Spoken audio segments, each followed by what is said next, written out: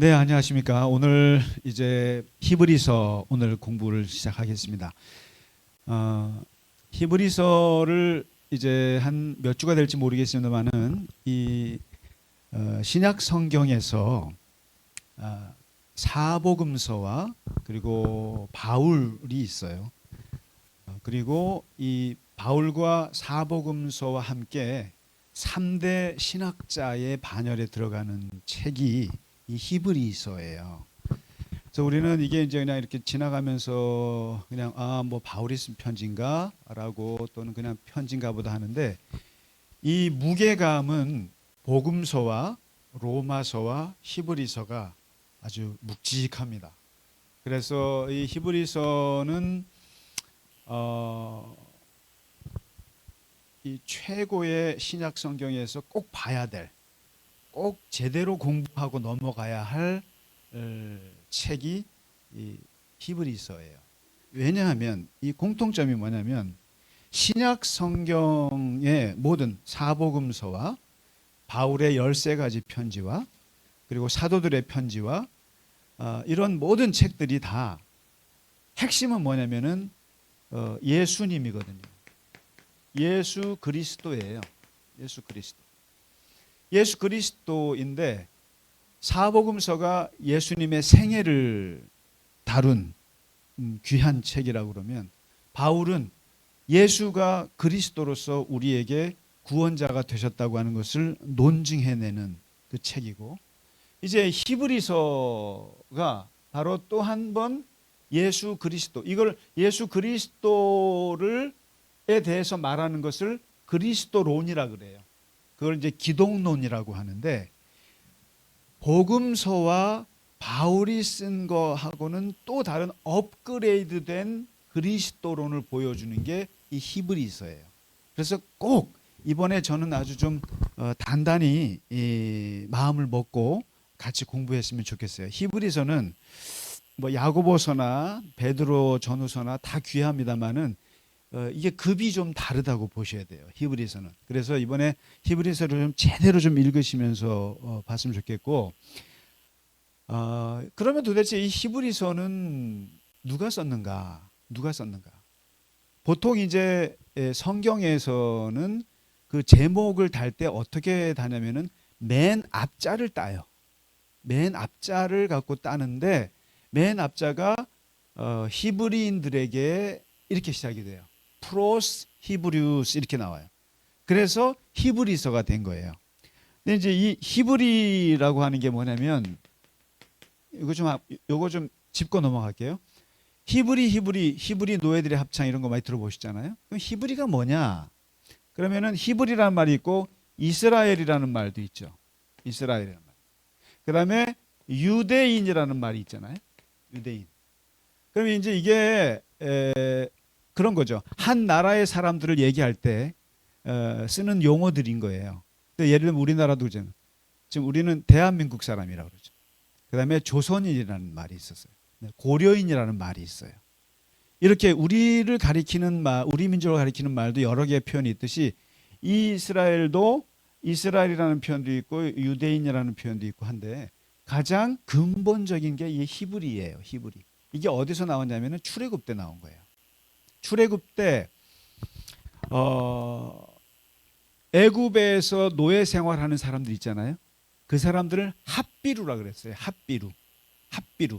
이 핫비루가 뭐냐면은 이렇게 떠돌아다니는 사람들. 그러다가 일거리가 있으면 하루 일하고 먹고 살고 일용직 노동자처럼 그러다가 이렇게 돌아다니면서 뭐 완전히 거지 같은 거예요. 유목민이기보다는 더 비참한. 그래서 남의 나라에 이렇게 껴 살면서 주인도 아니면서 주변적으로 살면서 먹고 살면서 하루 이런 것들을 핫비루라고 그랬거든요. 핫비루. 근데 핫비루에서 나온 게 히브리예요. 그래서 그 출애굽에서 나온 저 히브리 노예들 할 때 그런 사람들인 거예요. 그래서 그래서 이 히브리 노예에서 이제 출애굽하면서 우리가 이스라엘 전사로 거듭나죠. 40년 동안에. 이스라엘 전사. 이스라엘이다. 그래서 이제 야곱의 이름을 이스라엘로 바꾸잖아요. 근데 이스라엘이라고 하는 게 뭐냐면 하나님과 대판 싸운 사람이거든요. 하나님과 겨룬 사람인, 그래서 이스라엘인데 이게 나라의 국호가 되지 않습니까? 나라 이름이. 그리고 유대인이라는 말은 어디서 왔냐면은 바벨론 포로 시대 때 이제 다 망하고 바벨론 제국의 포로가 돼서 갔을 때 그때가 어느 나라가 막 남유다와 북이스라엘이라는 걸로 나눠졌을 때였잖아요. 그러니까 남유다 사람들이 끌려갔을 때 그 사람들을 보고 주스라 그랬죠. 유대인이다. 그래서 그때 유대교라고 하는 것은 바로 바벨론 포로 시대 때 생긴 게 유대교예요. 유대교가. 그러니까 유대교, 그리고 그 바벨론 포로 시대 때 성경을 그때 처음 쓰기 시작했고 그때 다 편집을 하기 시작하고 그랬던 거거든요. 그래서 유대인이라는 말이. 그러니까 히브리. 근데 이제 그러니까 이 유대인들이나 이스라엘 사람들은 자기들이 어떤 생각이냐면은 히브리 민족이라는 말이 있는 거죠. 히브리 족속 있는데 이제 바로 그 히브리 하면은 유대인들을 가리키는 말이겠죠. 그래서 이 편지를 히브리서를 썼는데 이 히브리서를 누가 썼느냐 하는 거예요. 근데 누가 썼느냐인데 저자가 누군지 몰라요. 이게 참 재밌죠. 그러니까 신약 성경에서 저자를 알 수 없는 유일한 책이 히브리서예요. 뭐 아볼로가 아니냐, 아볼로가 아니면 바울이 아니겠느냐, 그다음에 바나바가 아닐까, 또는 디모데가 아닐까, 여러 설들이 있었는데 정확히 누군지 몰라요. 그래서 그 고대의 그 교부 오리게네스라고 하는 아주 유명한 교부죠. 그분이 뭐라고 얘기했냐면은 내 의견을 말한다면 본 서신의 사상은 바울의 것이라 하겠으나 그 어구들을 보니까 이것은 사도의 교훈을 받은 어떤 사람의 것이며 그가 스승의 말한 바를 이용하여 기록한 것이다.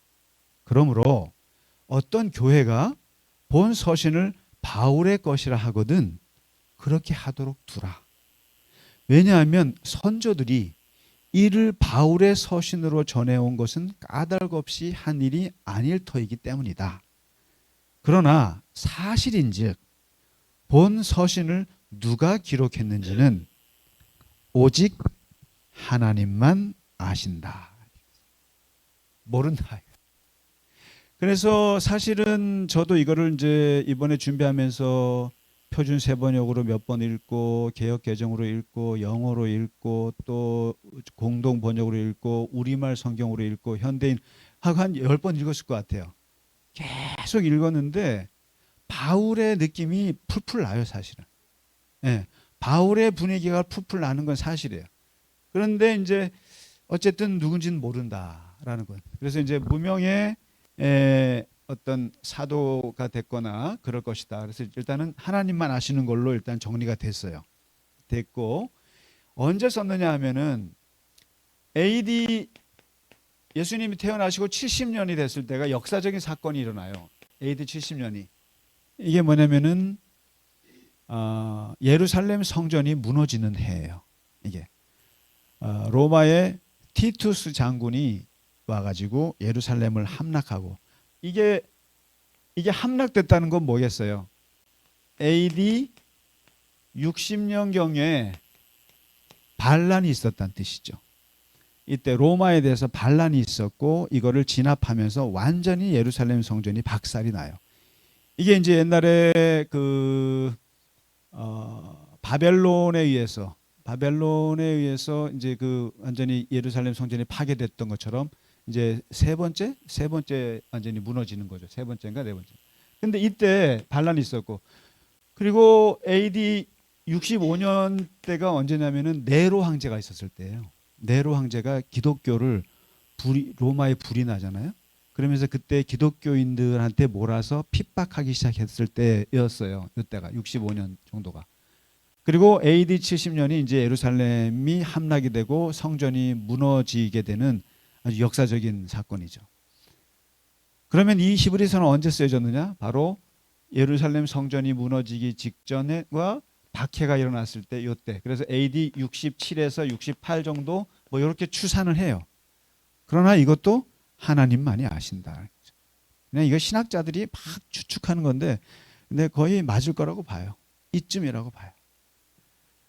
여러분, 이게 신학자들이 이렇게 하는 거 보면요, 저 수사관들 저리 가라예요. 사실은 아주 굉장히, 그러나 다 추측이라고 할 수밖에 없어요. 어느 정도 정확하게 알 수 있는 방법은 없죠. 그러니까 AD 70년 전후예요.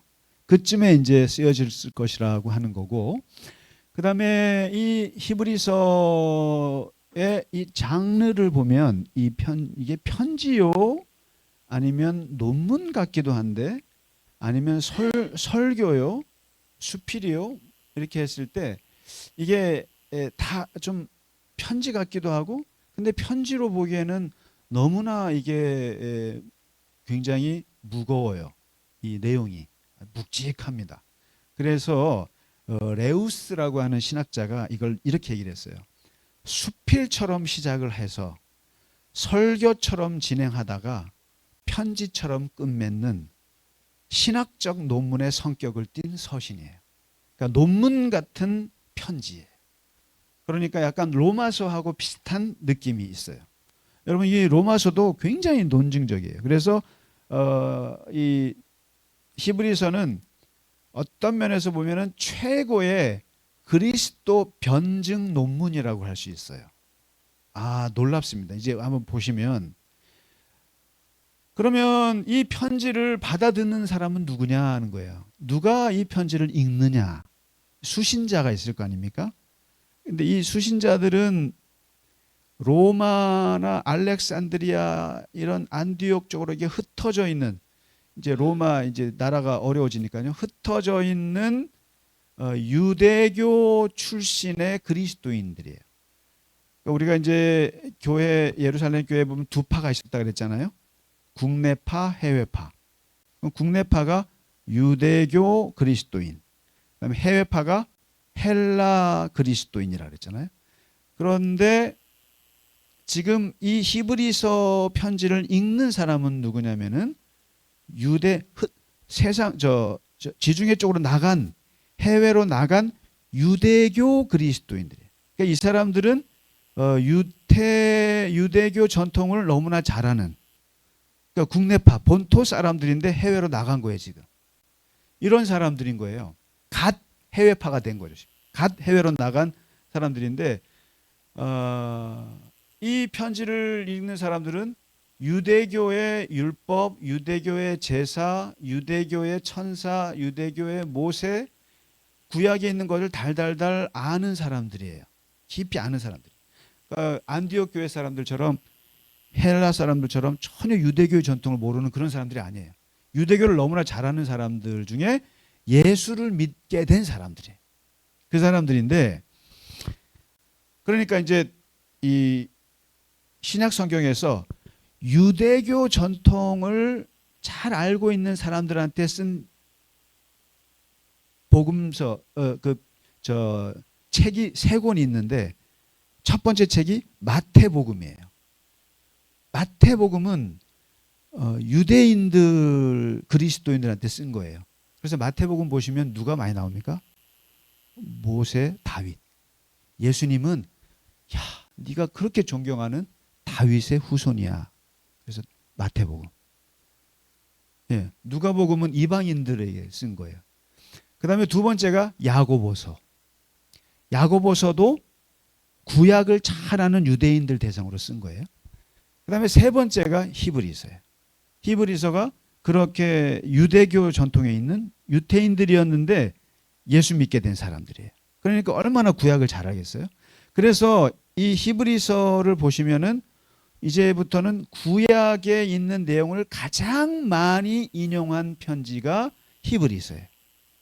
그래서 제가 지난 주일날 레위기서를 좀 읽고 오셔야 될 겁니다라고 했던 게, 모세오경을 모르면 이 히브리서를 이해할 수가 없어요. 특히 레위기서에 지식이 없으면 무슨 말인지를 알 수가 없을 수 있어요. 지금 말씀을 드리고요. 그러면 도대체 왜 이 사람들에게 썼느냐? 유대교로 있다가 예수를 믿었어요. 믿음으로 말미암아 예수를 믿었고 바울의 그 이신칭의 믿음으로 말미암아 내가 의롭게 됐어요. 이 사람들인데 이 사람들이 고난을 받고 해외 나가서 이러저러 살다 보니까 회의감이 들었어요. 회의감이 들고 예수 믿는다고 죄를 안 짓나요? 죄를 짓게 되죠. 근데 이 죄책감이 풀 방법이 없네. 예수님이 용서해 줬다고는 하는데 뭐 말로는 이해하겠는데 또 죄를 지었을 때 이걸 어떻게 해결해야 되지? 이런 것들. 그러면서 어떻게 하면 옛날이 더 좋았는데. 옛날이. 유대교 양 잡아서 제사 드리는 게 훨씬 더 나았는데. 내가 죄 지면 양 한 마리 죽이면은 시원했거든. 그리고 뭔가 거기 절차가 있었거든. 양을 잡아서 털을 깎아서 각을 뜨고 뭐 이렇게 해서 바치고 피를 뿌리고 하면 뭐가 있어 보였거든. 그리고 제사장이 와서 쭉 해서 성소에 들어가서 그걸 다 해주고 그러면서 내가 죄 문제를 눈에 보이게 해결하는 것 같았는데 그 예수님은 눈에 보이지도 않고 그냥 믿습니다라고 하는 걸로 이게 이 죄가 용서가 됐나? 이게 안 되는 거예요. 그래서 사실은 천주교가 만들어낸 게 뭔지 아세요? 고해성사예요. 고해성사예요. 원래 기독교는 사람 필요 없어요. 중간에 제사장 필요 없어요. 그냥 하나님 앞에 직접 나아가라는 거예요. 예수님 앞에 나아가라. 이게 바울의 진리고 이게 복음서의 진리거든요. 기독교의 진리인데 직접 소통하라는 거예요. 근데 천주교가 직접 소통해 보라니까 이게 좀 뭐 와닿지 않는 거예요. 그러니까 신부한테 해. 사제한테 해. 그러면은 사제한테 하면은 사제가 대답도 해주고 얼굴은 못 보지만 그러면서 자기 비밀을 얘기해 주니까 이게 너무 속이 시원한 거예요. 마찬가지예요. 이 히브리서도 유대교로 있다가 예수님 믿었지만 막상 이 죄의 문제를 해결하는 데 있어서 기독교는 너무 단순한 거예요. 추상적이고. 그러니까 유대교 차라리 희생제사 드리는 게 더 낫겠다 하고 자꾸만 유대교로 돌아가려고 하는 사람들에게 쓴 편지가 이거예요. 히브리서에. 나 유대교로 돌아갈래. 나 옛날로 돌아가고 싶어. 이러는 사람들에게 이제 돌아갈 필요가 없어. 돌아가지 마. 그리고 진짜 중요한 것이 여기 있어 라고 얘기하는 게 이 히브리서의 목적이에요. 그래서 이제 이런 목적을 가지고 이런 상황에서 이제 히브리서를 쓰는데 그러면은 히브리서에서 말하고자 하는 게 뭐겠어요? 예수 그리스도만으로 충분해. 이거를 강조하는 거예요, 이제. 예수님만으로 충분한 거야. 너 가서 양 잡고 염소 잡지 않아도 돼. 그러면서 이 예수님이 얼마나 우월하신가. 우월한 그리스도를 얘기해요. 우월한. 이분으로 충분하고 이분이 가장 우월하신 분이야 라고 하면서 이것을 비교법을 써요. 비교법을 쓰는데 누구랑 비교하냐면은 예수님은 천사보다 우월해. 천사보다 우월하시고 모세보다 우월해. 모세보다 우월해. 그리고 그러니까 모세보다 우월하면 선지자보다 우월하다는 거예요. 선지자보다. 그 다음에 히브리서에서 가장 깊게 다루는 게 뭐냐면은 대제사장보다 우월해. 대제사장. 이게. 그 다음에 율법보다 우월해. 예수님이. 이렇게 얘기를 하는 거예요. 그러면 이 말 천사, 모세, 대제사장, 율법 하면은 이방인들은 알아듣겠어요? 못 알아듣죠. 근데 유대교인들은 확 알아듣죠. 우리가 가장 존경에 맞지 않는 대상들이 천사, 모세, 제사장, 율법이거든요. 그런데 이것들보다 훨씬 더 우월하신 분이 예수 그리스도시다. 이것을 논증하는 거예요. 논증하는 거고, 그리고 이제 이게 한 10장까지 쫙 이렇게 진행되고요. 이게 13장까지 있는데 진행이 되고, 그리고 믿음의 세계. 여러분 그 히브리서의 가장 중요한 장 중에 하나가 11장이잖아요. 믿음장이라고 하죠. 믿음장. 그 믿음의 세계에 대해서 쫙 풀어주고, 그리고 중요한 주제 중에 하나가 너희는 과거로 돌아가지 말고 어린아이처럼 우유만 먹지 말고 초보자의 수준에 머물지 말고 성장해야 된다. 성장하라. 훈련하라. 그래서 그리스도의 장성한 분량으로 올라가야 된다. 그러니까 성장에 대한 얘기를 많이 해요. 그리고 자꾸만 뒤로 물러가는 거 안 된다, 안 된다. 그래서 이제 이게 10장까지 한 9장까지 10장까지 진행된다면 이제 믿음이라고 하는 것이 무엇인지에 대한 이야기, 그다음에 성장에 대한 이야기, 그다음에 마지막 장이 그리스도인의 윤리를 얘기합니다. 어떻게 살 것인가. 아주 기가 막힌 얘기를 한 장에 걸쳐서 합니다. 그래서 그리스도인의 윤리적인 삶에 대해서 이렇게 해서 13장을 이제 이 히브리서가 풀고 있거든요. 그러면은 여기서 이제 거의 1장에서 10장까지의 그 내용이 바로 그리스도예요. 우월한 그리스도. 천사보다 우월한 분. 모세보다 우월한 그리스도. 율법보다 우월하신 분. 그리고 대제사장보다 우월하신 그리스도에 이제 집중해서 논증을 펼치는데 오늘은 1장만 하고 마치겠습니다. 천사보다 우월하신 그리스도. 천사보다. 이렇게 시작해요. 옛적에는 뭐겠어요? 구약에서는 하나님이 계시하시는 방법이 선지자들을 통해서 계시하셨다. 선지자들을 통해서 말씀을 하셨다. 그래서 하나님은 구약에서는 간접 소통 방식이었다. 선지자들을 내세웠다. 그런데 이제는 이 마지막 날, 지금의 마지막 날, 신약에서는 하나님의 아들을 통하여 직접 말씀하셨다. 그럼 이게 뭐가 다르냐? 선지자들은 종이다. 그런데 예수님은 아들이다. 아들을 통해서 얘기하는 게 더 세겠냐? 종을 통해서 말하는 게 더 세겠냐? 급이 다르다. 이렇게. 그래서 구약은 간접 관계라고 그러면 신약은 직접 관계. 당신이 직접 내려오셔서 말씀하셨다. 하나님이 직접 말씀하셨다. 이런 거죠. 그러면서 이제 아들을 얘기해요. 아들에 대해서 얘기하는데 이 아들이 어떤 분이냐? 어떤 아들이냐? 만유의 상속자다. 만유의 만물을 우주를 상속받으신 하나님의 것인데 상속받을 분이고 만물을 이어받을 자다. 이 아들은. 둘째로 이 아들로 말미암아 아들을 힘입어서 세상을 창조하셨다. 그래서 우리가 그리스도는 창조 때 하나님과 함께 이 땅을 창조하신 분으로 우리는 믿어요. 그래서 삼위일체가 가능한 거죠. 이 아들은 세 번째 하나님의 영광의 광채, 영광의 빛이다. 하나님의 영광이 있는데 그 영광이 빛으로 나올 거 아니에요? 그게 바로 아들이다. 그리고 아들은 네 번째 하나님의 본체의 형상이다. 그러니까 하나님의 본체가 있을 거 아니에요? 그 본체가 드러날 수 있도록 이미지로 형상으로 드러난 분이 바로 예수님이다. 아들이다.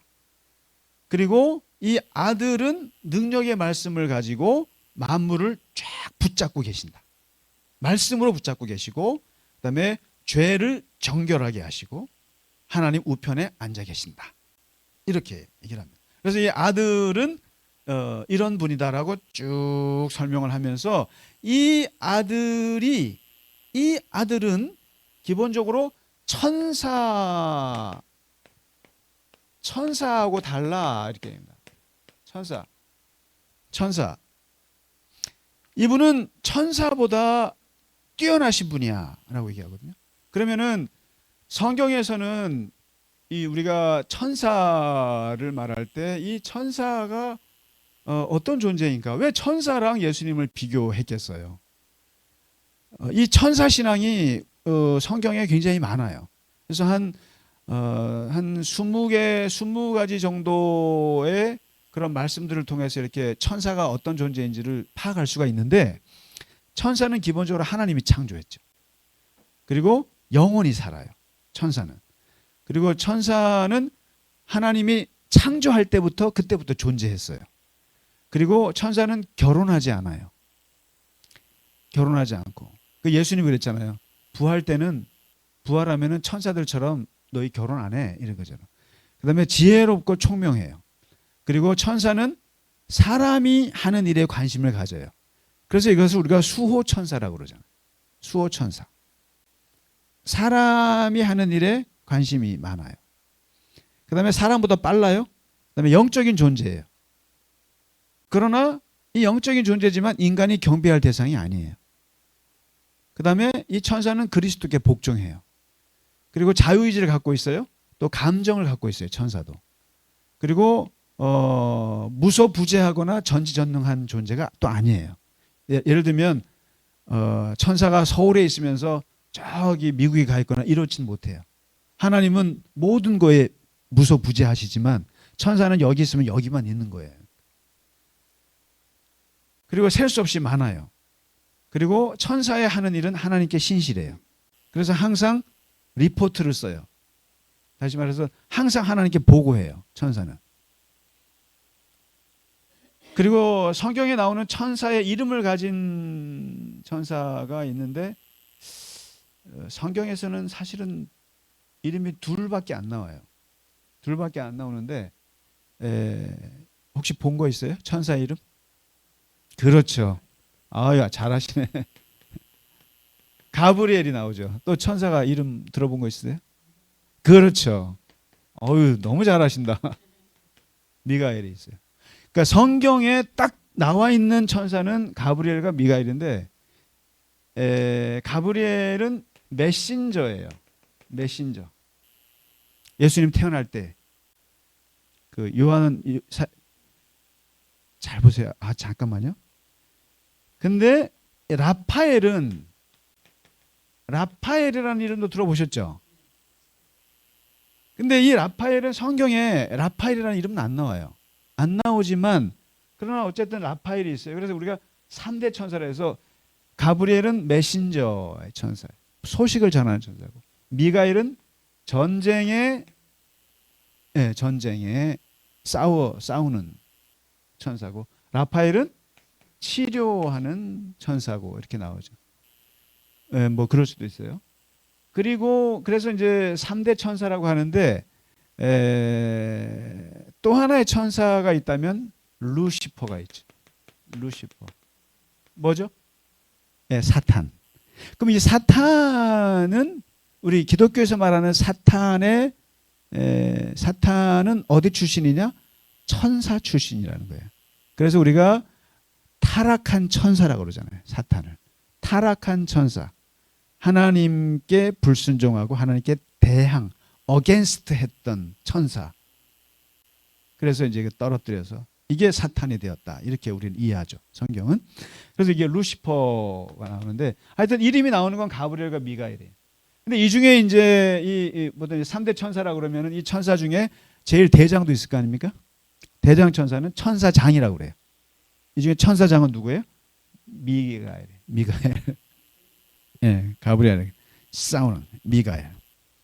자, 이렇게 돼 있고, 또 뭐 어떤 천사들은 이렇게 그 세라핌이라고 그래 가지고, 여러분 저 성소에 보면 이렇게 날개 달린 거 있죠. 이렇게 날개 6개 달린 거. 이사야가 성전에서 본 게 바로 이 세라핌. 이걸 이제 스랍이라고 해요. 스랍.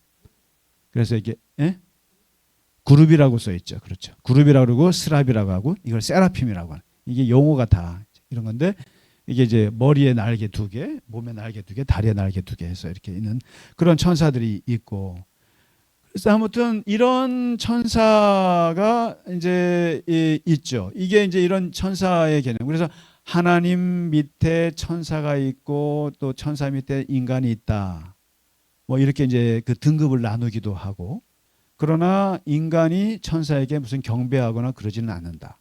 그러니까 하나님의 신실한 종일 따름인데 영적으로 영원한 존재고 사람을 도와주는 존재. 이게 이제 천사인데 사람들 머릿속에는 천사가 대단한 거라고 생각을 한다 이 말이죠. 어쨌든 사람보다 더 낫다고 생각을 하는데 여기에 이제 이 예수 그리스도를 어디에다 넣을 거냐?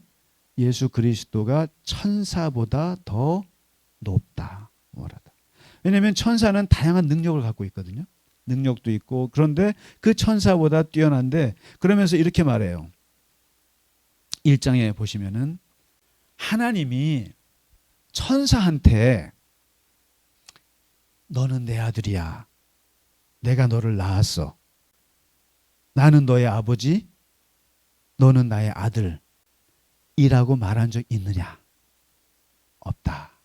천사는 아들이 아니야. 딸도 아니고. 천사는 천사일 뿐이야. 그리고 하나님이 천사에게 내가 네 원수를 네 앞에 굴복시킬 때까지 너는 내 오른편에 앉아 있어 라고 천사에게 말한 적이 있느냐? 없다. 하나님은 천사에게 옆에 앉으라고 말한 적 없어. 그리고 천사에게 내 아들이라고 말한 적 없어. 그런 적 없지. 그리고 하나님의 모든 천사들은 예수 그리스도께 경배하는 관계야. 모든 천사가 다 이 미가엘조차도 가브리엘조차도 누구든지 다 예수님을 경배해. 아들을 경배하게 되어 있어. 아들을. 그리고 모든 천사는 섬기는 영이지 이렇게 자기들이 섬김을 받는 영이 아니야. 그리고 구원받을 상속자, 그러니까 예수 그리스도를 섬기라고 보내심을 받은 자들이 천사지. 그런데 그 천사들이 어떻게 예수님보다 어디 거다 이름을 내밀어. 그러면서 이제 히브리서 1장을 시작하면서 예수 그리스도 하나님의 아들이고 하나님의 빛의 광채의 빛이고 영광의 빛인데 이분은 너희가 굉장히 존경에 맞지 않는 천사들보다 훨씬 뛰어나신 분이다 라고 시작을 해요. 시작을 하면서 이제 천사보다 우월하신 그리스도를 시작하는데 이제 그런데 하고 2장으로 넘어가거든요. 그런데 천사보다 낮아진 적이 있었다라고 얘기를 합니다. 예수님이 천사보다 낮아진 적이 있었다. 왜 그랬을까? 왜 그 높으신 예수님이 천사보다 낮은 때가 있었을까? 그건 다음 주에 하겠습니다. 왜 천사보다 낮아지셨을까 예수님이? 우선 다음 주에 공부하도록 하겠습니다. 자, 오늘은 여기까지 히브리서가 어떤 책인가 그리고 그리스도의 최고의 변증서 히브리서를 같이 자, 다음 주에 2장을 공부하도록 하겠습니다. 고생 많으셨습니다. 감사합니다.